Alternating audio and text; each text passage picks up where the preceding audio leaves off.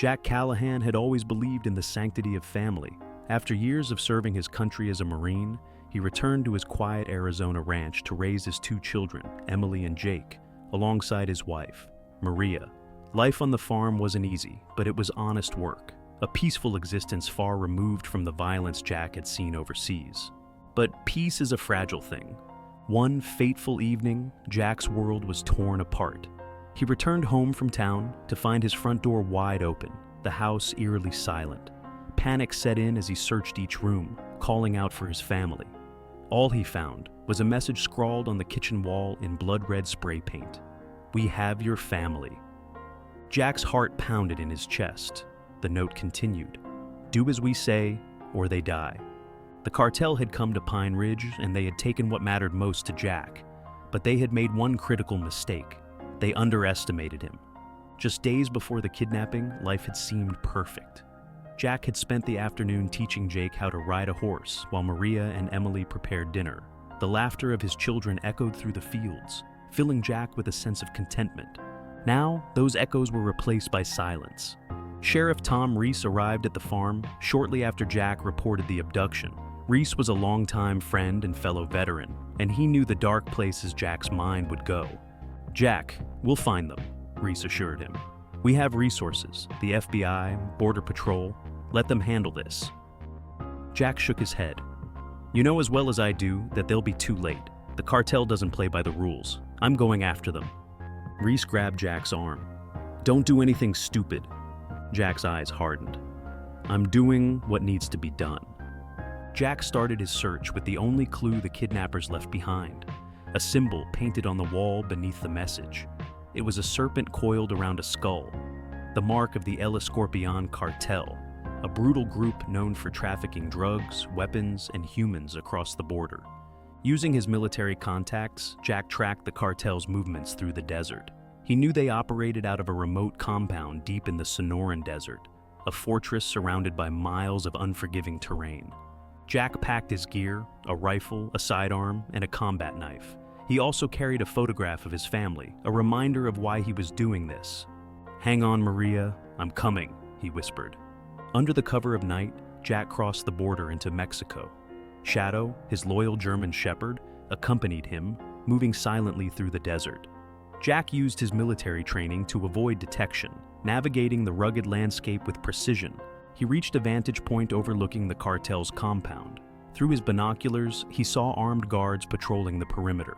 Spotting no sign of his family, Jack knew he would have to get closer.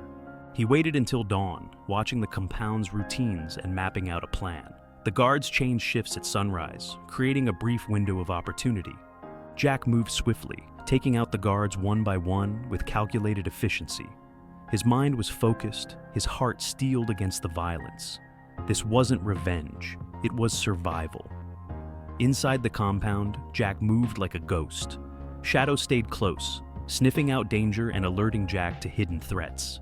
They made their way through the maze of buildings, avoiding detection at every turn. Jack found a room filled with surveillance equipment. He scanned the monitors, searching for any sign of Maria, Emily, or Jake. His breath caught when he saw them, huddled together in a cell, guarded by two heavily armed men. Jack's fists clenched. "I'm coming for you!" Using his knowledge of the compound's layout, Jack planned his next move. He would need to create a diversion to draw the guards away from the cell block. He set explosives at key points around the compound, timing them to go off simultaneously. As the first explosion rocked the compound, chaos erupted. Guards scrambled to respond, leaving the cell block vulnerable. Jack moved in. The door to the cell block creaked open, and Maria's eyes widened as Jack stepped inside. Tears streamed down her face as she rushed to him, pulling Emily and Jake along. "I knew you'd come," Maria whispered, her voice trembling with relief. Jack embraced his family tightly. "I'll always come for you." Their reunion was cut short by the sound of approaching footsteps. Jack pushed his family behind him, raising his rifle. The guards burst into the room, weapons drawn. Jack fired with deadly accuracy, taking them down before they could react. Shadow lunged at one of the attackers, ensuring none were left standing. "We need to move," Jack said, leading his family out of the cell block. The compound was in chaos. Smoke billowed from the explosions, and panicked cartel members scrambled to escape the inferno. Jack guided his family through the confusion, using the cover of smoke and shadows to avoid detection. Shadow led the way, sniffing out a clear path through the compound. Jack kept his rifle at the ready, prepared for any threat that might emerge. They reached the perimeter fence only to find it heavily guarded. Jack knew there was no turning back. "Stay close," he instructed his family. "We're getting out of here." With precision and determination, Jack engaged the guards, taking them down one by one. He moved with the skill of a seasoned warrior, protecting his family at all costs. As they reached the desert beyond the compound, Jack heard the sound of vehicles approaching. The cartel wasn't going to let them escape without a fight. Jack took a defensive position, using the terrain to his advantage. He instructed Maria and the kids to stay low while he prepared to face the oncoming threat.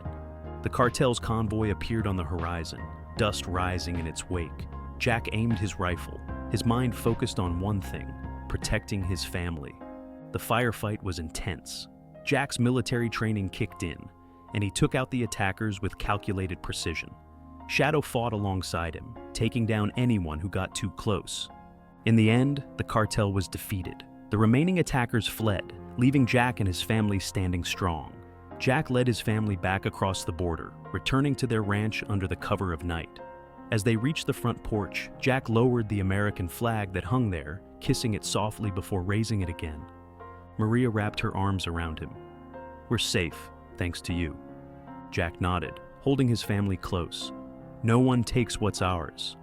The Callahan family had endured a nightmare, but they had come out stronger. Jack knew that as long as they stood together, they could face anything, and no cartel would ever threaten them again.